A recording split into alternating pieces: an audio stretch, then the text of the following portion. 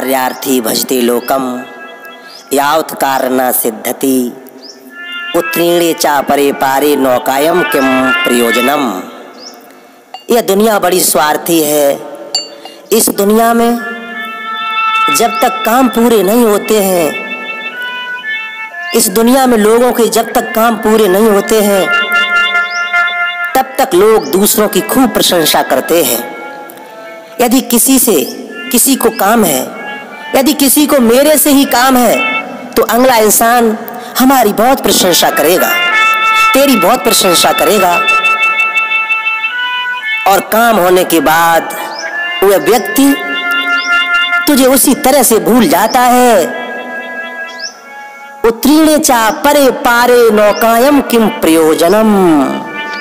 जिस तरह से नदी पार करने के बाद नाव का कोई उपयोग नहीं रह जाता है, नदी पार करने के बाद नाव का कोई उपयोग नहीं होता है, इस तरह से ये संसार के लोग अपना काम बनाने के बाद, अपना स्वार्थ निकल जाने के बाद तेरे को भूल जाते हैं।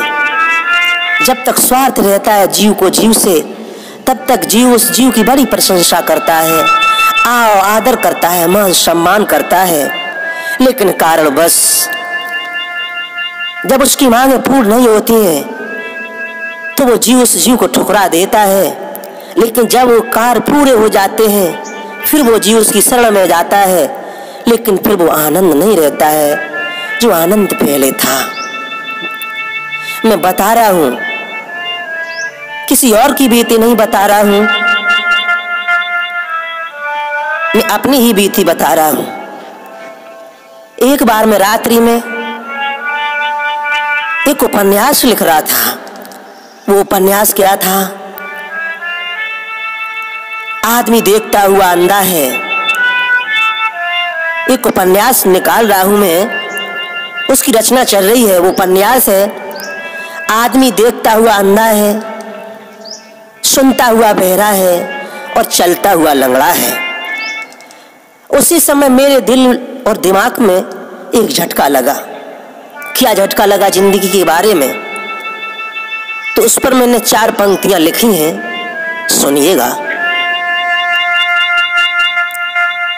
ए जिंदगी जब हम तेरे शिकार हुए, ए जिंदगी जब हम तेरे शिकार हुए, हम पे चारों तरफ से वार हुए।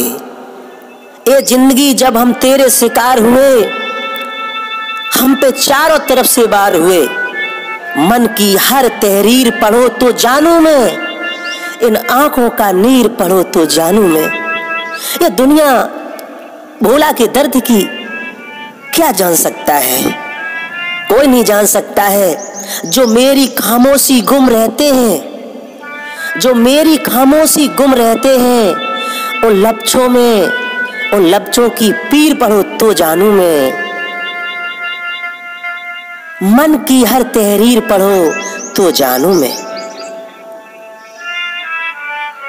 लोगों, दुनिया में 2 पौधे ऐसे हैं, कैसे? जो कभी मुरझाते नहीं हैं, और अगर मुरझा गए तो फिर उनका कोई इलाज नहीं है। पहला क्या है? पहला पौधा क्या है? निस्वार्थ प्रेम। यदि दुनिया में निस्वार्थ प्रेम किया जाए तो वो प्रेम कभी टूटने वाला नहीं होता है, वो प्रेम अटूट होता है। जैसे भगवान कृष्ण से मीरा ने प्रेम किया था, भगवान कृष्ण से राधा ने प्रेम किया था। आज भी प्रेम जगत में अमर अजर है। लोग उसका गुणवादन करते हैं, वो प्रेम कभी टूटता नहीं है, जो निस्वार्थ प्रेम होता है। लेकिन आज की दुनिया स्वार्थ से प्रेम करती है। जब तक स्वार्थ है तब तक तेरे से प्रेम है, और स्वार्थ खत्म हो गया तो प्रेम भी खत्म हो गया। दूसरा पौधा क्या है? अटूट विश्वास।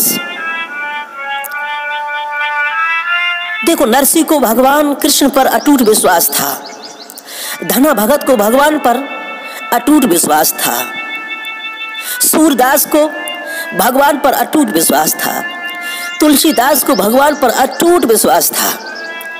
और जहाँ अटूट विश्वास होता है वह परम पिता परमेश्वर जरूर मिलता है। लेकिन आज का विश्वास कैसा हो गया?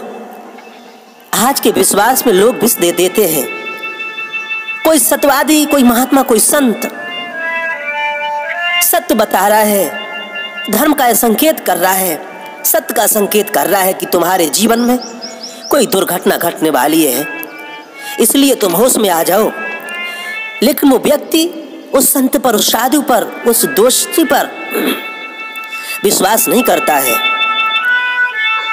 और जब वो धोखा खा जाता है तब विश्वास आता है। तो ऐसा विश्वास नहीं करना चाहिए। यदि विश्वास टूट गया और निस्वार्थ सेवा टूट गई तो समझो जिंदगी सब बेकार है। इसलिए जो पौधे हैं ना, निस्वार्थ प्रेम और अटूट विश्वास, इन्हें कभी सूखने मत देना। हाँ, जहाँ प्रेम होता है वहाँ विपत्तियाँ आती हैं, आपदाएं आती हैं। जहाँ अटूट विश्वास होता है वहाँ जीवों में कलह उत्पन्न होती है, मतभेद उत्पन्न होता है। इसलिए उत्पन्न होता है कि आपका अटूट विश्वास कहाँ तक है।